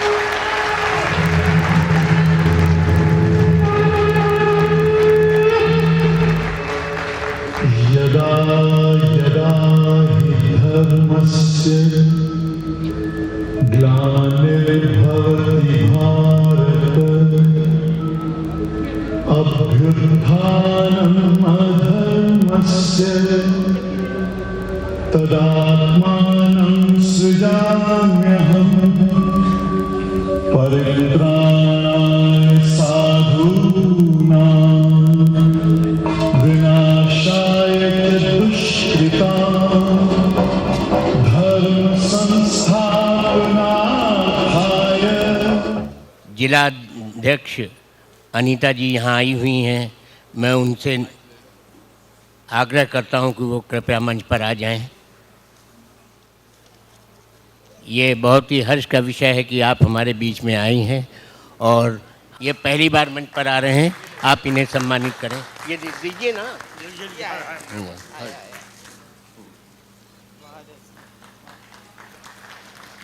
और सारे सैनिक लाइन से आ जाएं जो यूनानी और हिंदुस्तानी भारतीय सैनिक बने थे। ये हैं कार्तिकेय। आइए, आप अभी जाइएगा नहीं। कार्तिकेय, सार्थक,